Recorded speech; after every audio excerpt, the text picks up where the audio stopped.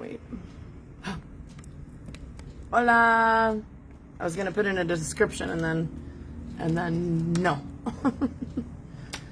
Okay, so how you guys doing? I think my mic is attached.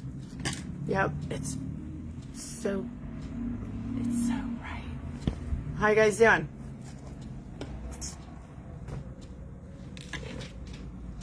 Oh, there's my notebook. I was looking for my notebook. Oh yeah, I have a couple things to talk about today, actually, that people may or may not find interesting. Hi, Emma. Hi, Emma. I was just talking to Julie. And yeah, well, she'll tell you about that later. Hi, Scott. Hi, Juanita. ¿Cómo está? Todo bien aquí? I don't know why I have a slow connection, but hopefully everybody can hear me. Hola, hola. Hello, Felipe. I split my Starlink into two, and I think that might be because I was trying to connect some Pinchy camera, and I think it's splitting my signal. But anyway, hopefully, can you guys hear me? Hi, Frank. How you guys doing? I need to restore the 5G. Anyway, hola, hola. Welcome in, welcome in. Hi, Diane. How are you guys doing? I don't know if you guys can comment, right? So are you in Ensenada? Are you thinking about moving to Ensenada? Who's on my live? ¿Cómo está? Oh, I have a little pen because I'm kind of... How's everybody doing? Okay. Hola, hola. Let me see. I feel like I'm supposed to share this or do something now. Okay. Hi, Celeste. Okay. ¿Cómo está? How's everybody doing? Where is everybody living? Is everybody here in Ensenada? Are you in the United States? Rosarito? Punta Banda? Do you want to see the... It's so... I need to get my glasses. It's like... It's very bright. Very bright. Very bright at the beach. Hi, Sherry. Hi, Lisa. Hi, John. Oh, how you guys doing? We'll do a beach view here. Oof. I'm in a tight space with a big tripod. Sorry. And I left my other tripod at Ruben's. But I'm getting a new tripod where it does AI tracking and it like circles 360, 380, 360. Hi, Rodrigo. Hi, Gary. Hi, Gary Ruben. There's the beach today. It's very picturesque. Picturesque, is that the term? Let me see if my feel like I'm a little off kilter here. Yep. What's going on? What's going down? Charlie Brown's. Sorry, I'm trying to get the bubble in the middle. I have a level on this thing. Hang on. Oh, now it's in the middle. Okay, that's better. How's everybody doing? Yeah, it's windy, right? I think my mic, I got a mic on, so I'm not gonna yell. Oh. Oh. Yes, like that, windy. Okay. Let's go there.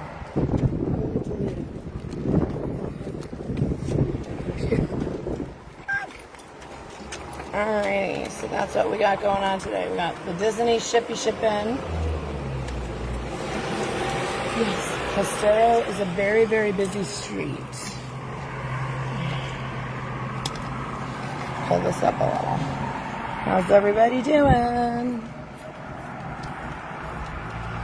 TikTok was dead. I'm trying to go live on... Hey, you guys. Okay, I'm going to say it on a minute.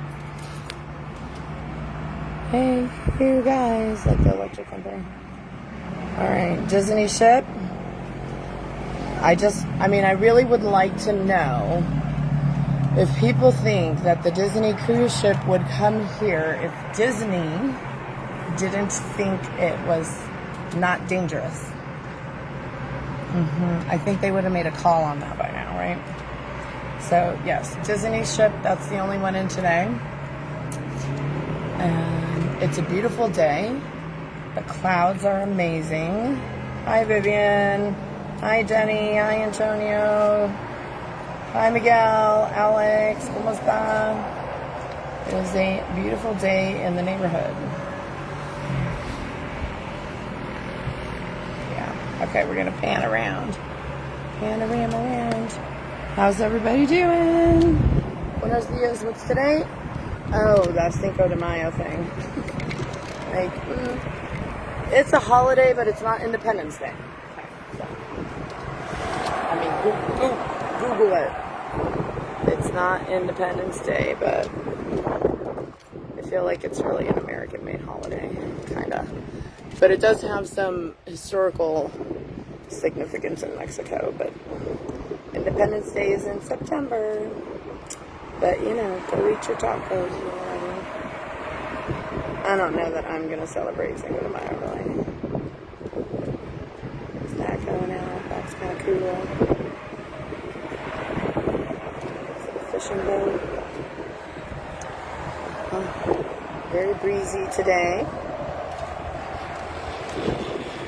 And then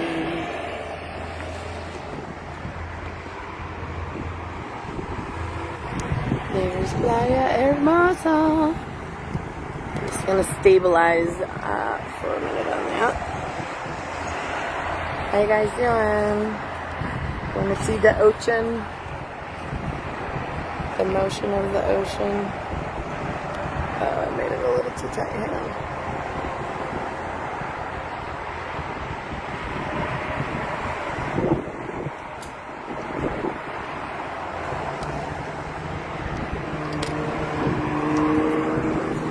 Tight spot right here.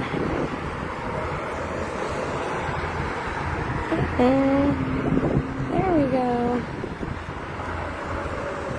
Alright. Is that good? Does that look good?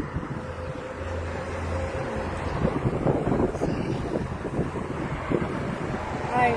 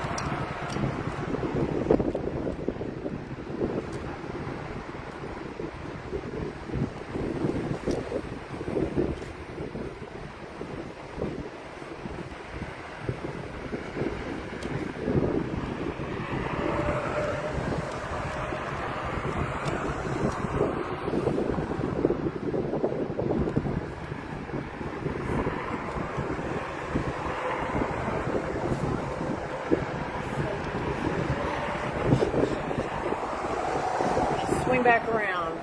I have a remote. Is it working? Let's see. Oh, because that's happening. Let's see. Okay, I have a new remote. Ooh, I can scroll through my comments. Hi, Armando. Hi, John. Hi, Louise. Hi, Raul. Hello, Miguel. I'm trying to figure out this remote. I want it to like zoom.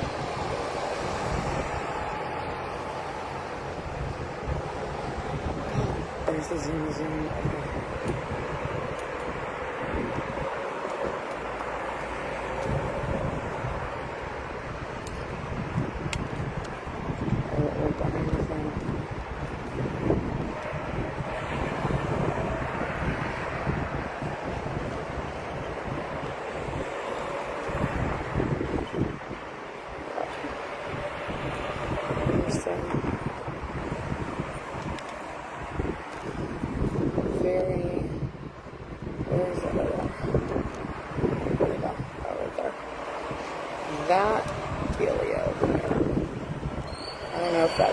shipping container.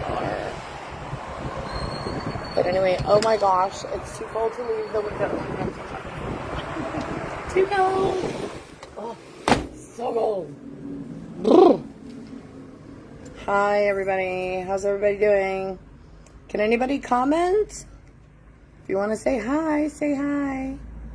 Hola. Yep. Okay, let me see.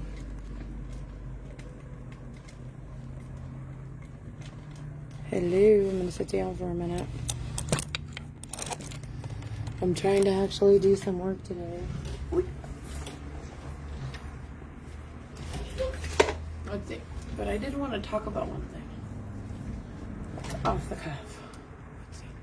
Does that work? Yeah. Hi. Hello, you guys. How you doing? So we got that, but I want to wear the hat. Okay, let's see. There we go. Hi. I have to see these ojos. So anyway, yeah. Let me see. Does this give you any kind of view? I know, I'm all over this. No. I need a producer. Okay, so anyway. Oh, the kitchen, that's good. Sorry. Alrighty. So yeah, I've been busy. I went to the La Mission Rosarito area about 3 times in a row. Now I have to take a break. And the event with JT and Miss Audacity and Starfish at Reuben Steakhouse was super duper fun. I dressed in my costume. Might be one of the only costumes I have, so it worked out. And then what else have I been up to? Oh, I went to that new place called Divino. So when you're going to Baja Mar, and I put this on the Safe in Baja page, when you're going to Baja Mar, you know, that's on the right if you're heading outside of Ensenada. But if you go, I'm sorry, it's on the left. Hello, you're on the right. Baja Mar's on the left. And then, but if you make a right and 4 minutes in, and it's not too 4-wheel drivey, there is, it's like a winery, but they don't have alcohol. But it's that winery Valle de Guadalupe setting. And they had really good birria and tacos. And they do have vineyards there. Maybe they had beer. Maybe they had beer and wine, but no alcohol. But anyway, you can bring your own bottle for a court fee. And Rachel Sweet 6 is going to be performing there on Mother's Day. And that is also on the Safe in Baja page. So if you can get out there, it's crazy. And then, and also be sure to try the owner's mother's, it's like a flan type of thing. And her name was Ursula. That's also, I put that on my TikTok, but that also should be on the Facebook page. But just sweet little place. Like the raspberries that they use to make a juice are from the raspberry tree. And it's just a beautiful place. And Julie Brand took me there. Thank you, Julie. Lovely, lovely, lovely person. She was my hostess with the mostest at Poco Cielo on Sunday, which was a great event. Also, the joysticks, and then there was a jam session band. I think that started at about noon. I got there quite early because I had spent the night. So she came early, and she took me to Divino. So that was just awesome. So there's all these little places in Baja that are hidden little secrets, and they're selling lots out there, and it's wired for electricity. Like they have the light posts up, so it looks like they're developing out there. And at the Divino place, there's a sales office, but I didn't ask anybody about that. But it's really nice out there. Only 4 minutes off the road. 4 minutes. Crazy. Would never know it was there. Okay. Anyway, Like, I'm obsessed with the place. So, yes, Rach, go out there. There's going to be a bunch of people out there on Mother's Day. If you want to check that place out, that would be the day to go. I think they're only open on the weekends right now. Just, I don't know what the cork fee is, you know, but bring your own wine and your own glasses. You know, Mexico's like that. Just be cool. I don't know what that ship is out there. Looks like a container ship. Okay, so the other thing that I wanted to talk about is if you've been in Mexico for any amount of time, or you're thinking about coming to Mexico, one of the things that can happen here is actually a very personal transformation. My daughter was, from an objective standpoint, describing this to me this morning. I have to get her on record, but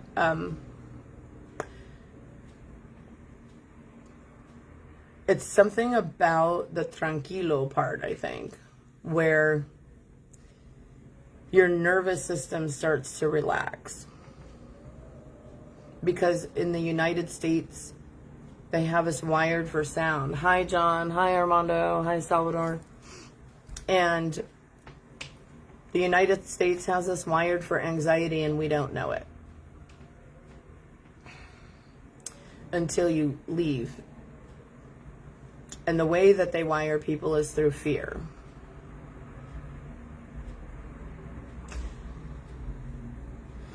So, Safe in Baja is also about emotional security. And you can do this through education and connection, as well as physical security. But I think there's something about the hierarchy of needs, right? Food and shelter, blah, blah, blah. There's like the first 3 levels. And I think those first 3 levels are more easily taken care of in Mexico, because a lot of people obviously come here because it's less expensive. And of course, what's happening in the United States is really just out of control at this juncture. But it's easier to navigate those needs. So what ends up happening is you kind of get to the 4th level. I have to look it up. Hang on. Now I do have to look it up. Give me un momentito. Here, I'll put you back to the beach for a minute. There's Containers. If you haven't been to Containers, there's a good vegan restaurant there called Seta Rosa. There's 2-for-1 margaritas in the far right front corner, and Palomas, and one other thing, I think. And there's some upstairs seating. It's usually heated. They got zarapes. Like, today's a little windy, right, for that, but ooh, that ship just keeps coming in. We'll see what it is. Yeah, it's a windy today. The clouds are really amazing. Okay, let's see. Here we go. Back to my philosophical conversation. Yes, that's a cello in the background that everybody wonders if I really play. All right, well, take 2. So it's, now that I've looked it up, the 5 levels of Maslow's hierarchy. So there's physiological needs, safety needs, food. So there's food, water, shelter, personal security, financial stability, health, protection, love and belonging, social needs, friendship, intimacy. Okay. So I think, you know, it's less expensive to be here. Safety needs, I mean, that is the 2nd tier where people may jump out of moving to Mexico. And I think that's the juncture where we go, it's okay. It's safer than you think it is, and it's not as dangerous as you think it is. And you just people have a misperception, but I'm not going to go into that right now. So anyway, if we can get past the misperception, I think that Baja really takes care of the connection part, and this is what I try to foster as quickly as possible for people. It's a steep learning curve, but it's a long learning curve, and so Safe in Baja tries to compress that for people. Because if you're not connected and you're not educated, your safety risk, it does go up. You're going to make mistakes, or trust people you shouldn't, or, you know, use the wrong ATM, or use the wrong housekeeper or mechanic, or whatever the case may be, right? So connection is critical. Connection is critical.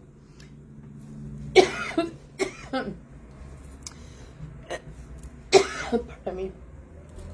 And connecting with the community that you fit into the most also, because I really do think Baja has a huge variety of communities, and that there is something for everyone, whether you want to be in a bubble or don't want to be in a bubble, or want to integrate, or this, that, and the other, or Baja Country Club, or Baja Mar, the Banda, El Sal, Rosarito, La Misión, La Fonda, Puerto Nuevo, kilometer 53 and a half, or whatever the number is. Playas del Chapultepec, you know, there's so many, Valle de Guadalupe, how can we forget that? San Antonio de las Minas. So there's so many, many, many, many options for people here. Close to the border, obviously, etc., etc. So all of those different locations have a different vibe. So then there's the need for confidence, achievement, respect, recognition. I think that comes along with when you're accepted into a community, you get, you know, that. And then you get self-actualization. And I think this is the part where you start shedding your programming. Because we've been programmed for sure. And we've been programmed through fear and anxiety. But when you come to Mexico, it's muy tranquilo, and Ensenada super tranquilo. Very, very, very low key. You're going to learn to wait, and I am the queen of not wanting to wait. Hi, Day Carter. Hi, Jose. Hi, Julio. So I'm just talking about Maslow's hierarchy of needs and how Mexico satisfies a lot of them. And self-actualization is kind of the last one. Enlightenment, but you know, we're never going to get there. But because it makes your nervous system, Mexico, I think, can force your nervous system to calm down. And you cannot get well where you became sick. And sometimes it takes a drastic move. But Baja California is, you have the ability to step in, 1 foot in, 1 foot out, right? You can you can try it on for size, so to speak, is what I would say.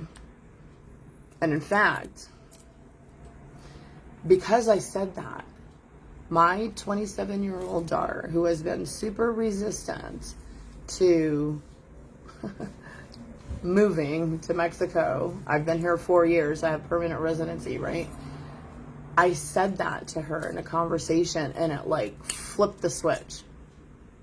And she was like, oh. She goes, oh, okay, I'll, you know, let's see. So,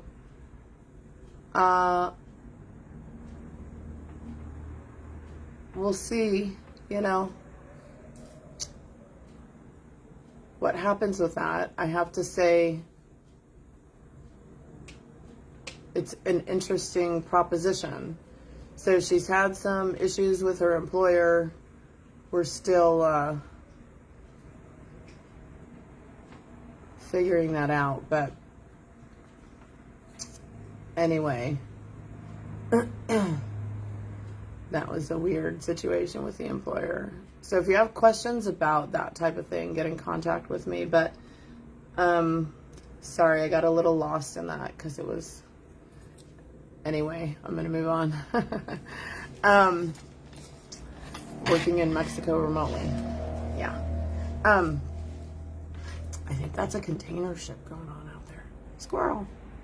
So anyway, if you want, and my daughter was saying that the transformation that she saw for me was not that I became someone else, but of course, getting rid of the conditioning is really about becoming who you were meant to be in the first place without all of that programming.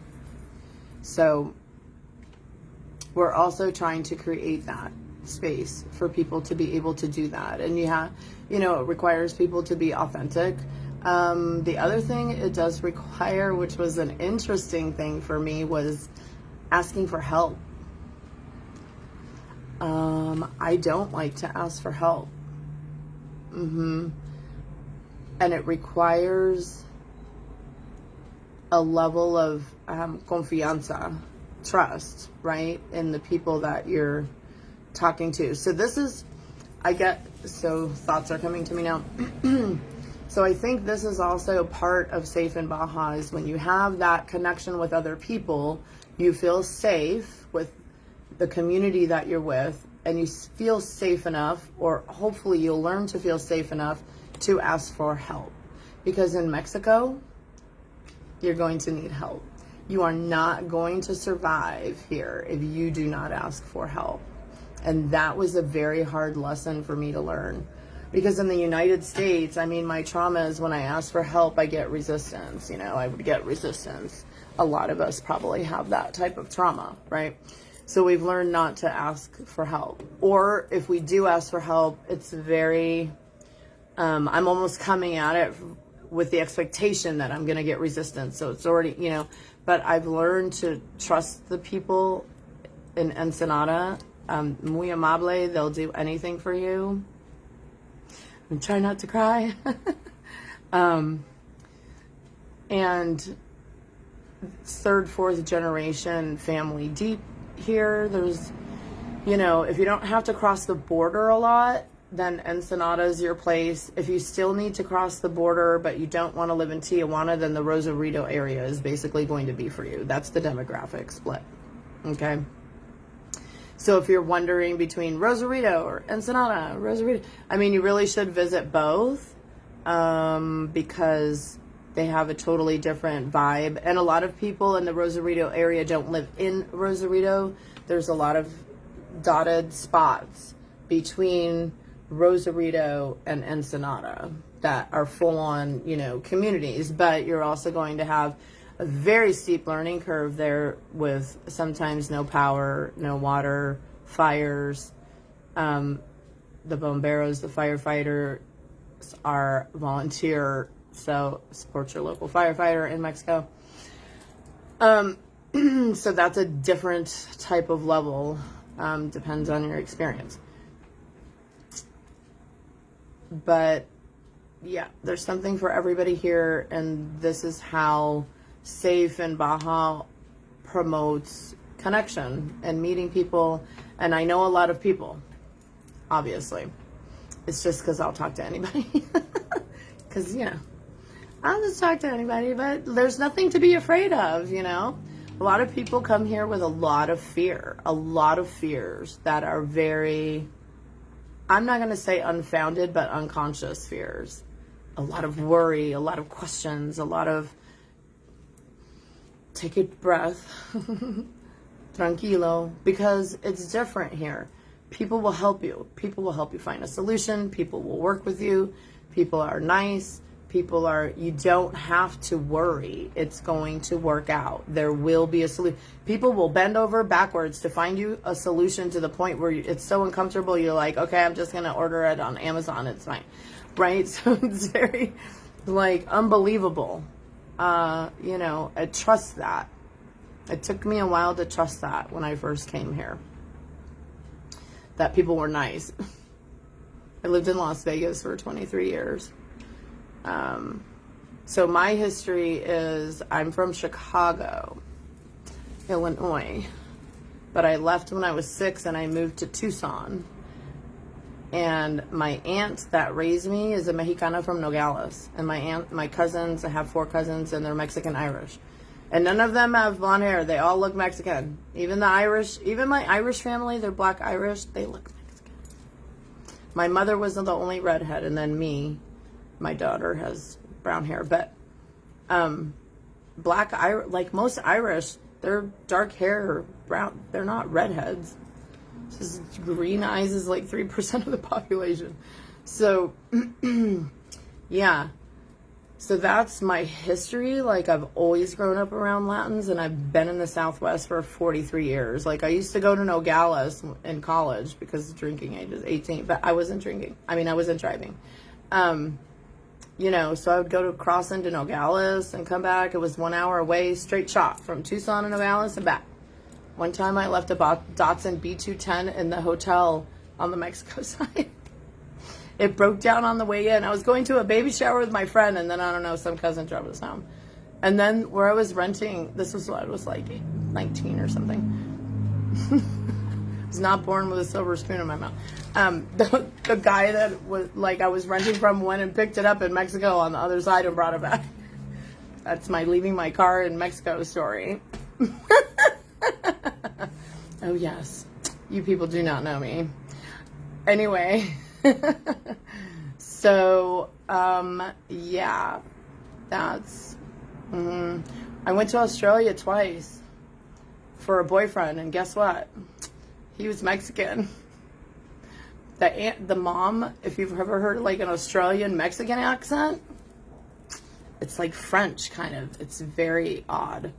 But anyway, yeah, I have lots of interesting stories I've never told people.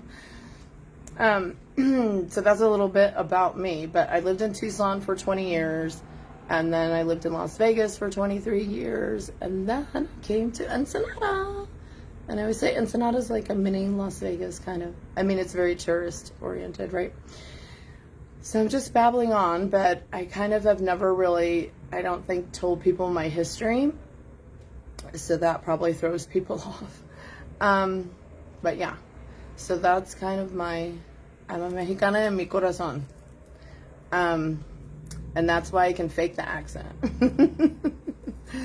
What else? I don't know, but yeah, just thank you for everybody in this space. I appreciate you guys keeping it, you know, chill, and keeping everybody feeling secure and safe, and I hope that the information is good. I went a little wacky last night and pulled all my YouTube videos that I've just been putting up raw with no captions or anything because I need a production person. I'm only one person. I have to actually do another day job, but yeah, I didn't know that. I know that Century is spelled wrong. I know it's not spelled with a Y, but I'm not going to go in and fix that. That's what YouTube did. It generated like an AI description of the video. So I'm going to pull this video actually, and I'm going to also put it on YouTube and tell it to, you know, give me a descript. But I think I'm going to start doing that and then put it in the guide, so it won't be all at one time. Sorry about that, but I think it's good info. Because I do like babble. I don't have a script. I can't read from a teleprompter. I just really have to talk off the cuff. And sometimes things just come to me from the universe, like in a download is what I call them. So it's very, somebody told me how he used some term one time about, I don't know what it is. But anyway. Yeah, I'm just talking like whatever I'm thinking, I'm talking. I don't have a script. I don't have like these. I mean, I didn't really have any notes. Had to look one thing up. So that's how I do, because if I try to do a script, it'll be awful, like really awful. So I need a production person to come and cut these long videos that I do. And sometimes if I repeat myself, you guys, I'm trying to repeat so that if it ever goes to get edited or I ever edit it, you know, I have a cut point. Especially if I get distracted by things I'm looking at Playa Hermosa right now. So thanks for your patience. It's a long babble, but I can't do it any other way. Oh, stream of consciousness talker. So yeah, I'm a stream of consciousness talker, and sometimes things just come to me from the universe and I'm just babbling on. Some of it's manifestation, some of it's generating, some of it's ideas for other people. I can't execute all of it, you know. So If you see me talking about things, like, they may or may not come to fruition, but I don't know how other people manifest things, but for me, it's kind of like my friend Jules knows, and my daughter Taylor, but it's kind of, oh, my tag is sticking out. It's kind of like those Chinese plates on a stick. What are they called? And they're spinning, right? So I'll like start a lot of spinning plates, and some of them will just wobble and fall off and crash to the ground, and some of them, some other people will come and spin them for me. Some of them I'm like, oh my God, I gotta keep that one going, so I have to run over there and and then come back to the main one that I kept going. So it's kind of like that. There's like a lot of spinning, these spinning Chinese plates going on with my projects. But if you want to come spin a plate, be my guest. Looking for a finance person, like a PR, social media person. My daughter's going to start working in this very powerful website that I have, but she has to acclimate herself. So I have a staged out process for that. And then eventually I'll be speaking with a marketing company. But we're going to have to explain the database to the marketing company. So there's a very steep learning curve on that end, but that's all going to get automated. So yes, I do have a database where I'm keeping track of all my contacts and clients, and it does many different things because I ran a law practice for 10 years. I practice Social Security disability law in the United States still. I attend court in front of federal court judges by phone or video, and I've been doing that for 25 years. So that's what my career has been in the past and currently. After COVID, it went remote, and then it never went back to in person. People have the option to appear in front of the judge in person, but most people aren't taking that option. So anyway, if you have any Social Security disability related questions or know anybody that does, I can also advise you on those questions. So I've been interviewing people for 25 years. People with schizophrenia, people who think the lint on their shoulder is a microphone and will also jump to like the person next to them. Personality disorders. I used to work at Legal Aid at the under the Ryan White grant, which funds HIV clients. That treatment has gotten so much better now. I don't really see any HIV cases anymore at all. But when I worked at Legal Aid, I think it was 2014 maybe, it was the medicines were still huge side effects, really, really bad. But so that's where I learned how to practice Social Security disability law, is servicing the HIV community. And then I went on to build a whole practice for a private personal injury law firm in Las Vegas, Richard Harris Law Firm. And then I went out, he graciously gave me the funnel of the caseload, and I started my own practice, Professional Advocates, Inc. That is still an active practice. It is owned by my colleague now, but I still have basically contracted myself back out to my old business. So, and I'm doing some other legal work in addition to this Safe in Baja project. So that's pretty much in totality of what I'm about or who I am. And I don't think that I've ever really explained that to the community. And I thought that I would do that today. So mucho gusto, everyone. I'm Noelle Huerita Anschutz. I am from Chicago. I lived in Tucson, lived in Las Vegas, now here in Ensenada, Baja California, Mexico. I love it here. I love the people here. I love you all. Thank you for this beautiful community. And, you know, we're across the street from the beach. I'm going to look at the comments in a minute. Here we are. It's so cold to open. It's windy to open the door today. So, yeah. See the palm trees. Hi. Hi, Lloyd. ¿Cómo está? You're in Texas now. You miss Baja so much. I need to come back. Aw. Hello. Yeah, that's the thing about Baja. People come back again and then again, and sometimes you never leave. And people have been coming here for years. The 78th annual Newport to Ensenada Yacht race just happened. Baja Score International, Baja 500, 1000. Nora was just here. So there's, and I'm sure there's some other events that people return again and again and again. Baja California is not like the rest of the interior of Mexico. It's totally different. You're close to the United States. You can put 1 foot out, 1 foot in, 1 foot out. If you're thinking about coming, there's a book. So Baja California is easy because you can put 1 foot in and 1 foot out. You don't have to be fluent in Spanish, but you should know enough Spanish not to be rude. And it's 2 hours from the border, the furthest away, Ensenada. And it's on a peninsula. We have Valle de Guadalupe, where 90% of the wine in Mexico is produced. This is 40 minutes away. Michelin-listed restaurants, Michelin-starred restaurants, and taco stands. The food scene is incredible. Baja Mex is the term that they use for the culinary scene out here. What else? You have, I think, one of the 2 largest natural blowholes in North America, La Bufadora. But it's a tourist trap. Be careful, and there's only so many times you can go there. But there's other things to do. There's Pai Pai, there's La Canadas,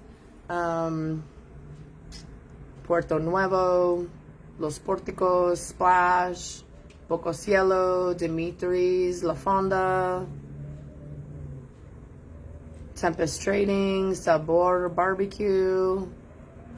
These are all of the businesses in between Rosarito and Ensenada that are worth a stop. And I know there's many, many more because everything's so great. But yeah, don't be afraid to come to Baja California. If you don't know how to cross, there's videos on the Safe in Baja page about crossing the new viaduct, getting back to Century, how to get Century, all of those things. Still waiting for the ferry.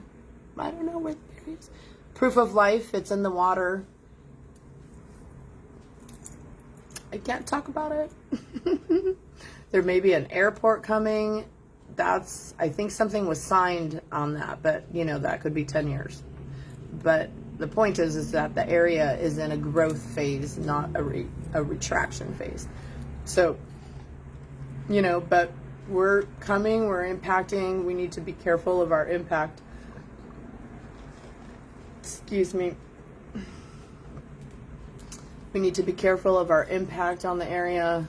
It's so close to the border, I don't know how much you're going to gentrify it. That's a lot of like people buying Airbnbs and overcharging, you know, or Tulum. But just Baja California is a different type of area, so it has its own demographic, its own characteristics. Yeah, but it's beautiful. Okay, so I've been babbling for quite some time now. Hi, Diane. Hi, Juanita. Hi, Vaughn. ¿Cómo está? Haven't seen you in a while. Miss you. How's Kathy? Got the birdies going by. Yeah. Alright, well, here's the view. I'm just going to give you all the view for a while. Right? Sometimes it's hard to get to the beach. Yeah. I think this is a good view too, though. With the Todos Santos Islands. Ranchos Todos Santos Islands. So beautiful. There we go. A little windy, though. I really want to get a telescope to put on this camera. Oh. What's everybody doing? It's Cinco de Mayo, which is not really... Okay, it's not Mexican Independence Day, though. I'm gonna go soon, I think. Thank you all for coming on the live. If you're celebrating Cinco de Mayo, have fun. I guess I should go eat a taco. I don't want a taco. Let's see. So, Let's see. Let's start with Cinco de Mayo commemorates the Mexican Army's unlikely victory over French forces at the Battle of Puebla on May 5th, 1862. Led by General Ignacio Zaragoza, a smaller, poorly equipped Mexican force defeated a large French army, becoming a powerful symbol of resistance and national unity. It is often mistaken for Mexican Independence Day, which is actually September 16th. And it is mainly celebrated in the state of Puebla with military parades and reenactments rather than being a major national holiday. But in the U.S., it's evolved into kind of a gabacho holiday, but like everybody's past it, I think, and celebrates it anyway. It originated in California, 1863, as a form of resistance. So, just to clarify that Cinco de Mayo is not Mexico's Independence Day. Okay? All right. So, everybody have a great day. Love you. See you later. Bye.